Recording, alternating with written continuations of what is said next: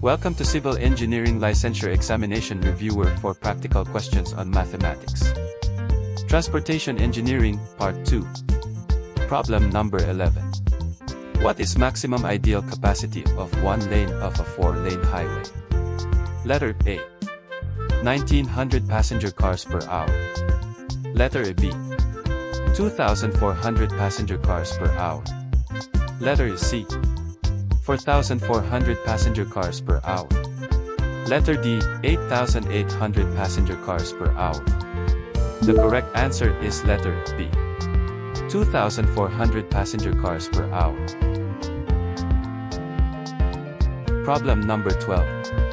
A benefit/cost analysis is to be performed to justify the installation of safety-related road improvements such as flexible barriers and breakaway poles. What records could be used to obtain an economic value for property damage prevented and human lives saved by the safety improvements? Letter A. Police records, telephone directions, and voting records. Letter B. School bus incident reports, municipal building permits, and zoning records. Letter C. Hospital emergency room reports and paramedic files. Letter D. Insurance records, state disability fund records, accepted federal standards (OSHA), and property damage reports on files with police. The correct answer is letter D. Insurance records, state disability fund records, accepted federal standards (OSHA), and property damage reports on files with police. Problem number 13. Two sheets in a town of 250,000 people intersect at a stop sign, a 36-feet side street and a 44-feet arterial. There has been many complaints from the side street users that traffic signals are needed at the intersection. If a signal is required, what conditions would justify an actuated signal? Letter A. Only pedestrian criteria are satisfied, and there are no turning movements. Letter B. There are flow, fluctuating, or unbalanced traffic volumes. Letter C. The intersection has poor visibility. Letter D. The traffic volumes are too low for a pre-timed signals. The correct answer is letter B.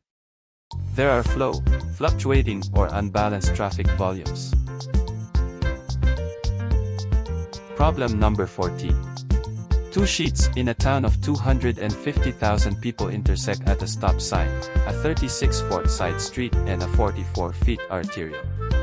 There has been many complaints from the side street users that traffic signals are needed at the intersection.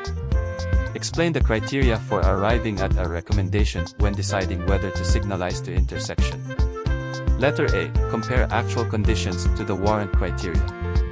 Letter B. Use the highway capacity manual to design the signal. Letter C. Install a stop beacon and see if the situation improves. Letter D. Recommend further study by a traffic engineer. The correct answer is letter D. Recommend further study by a traffic engineer. Problem number 15. Concrete barriers are best suited to situations where there is limited space between the barrier and the hazard. The greatest concern with concrete barriers is the method of termination. 1. Steel W-beam terminal assembly to shield the end of the concrete barrier in association with a bridge approach assembly. 2. Plastic water-filled barrier systems used as terminals. 3. Burying the end of the barrier in an adjacent cut face, and 4. Shielding the barrier system with an impact attenuator or crash cushion system. Letter A. All of the above. Letter B. 2, 3, and 4 only. Letter C. 1, 2, and 3 only. Letter D. 1, 3, and 4 only. The correct answer is letter A. All of the above. Problem number 16.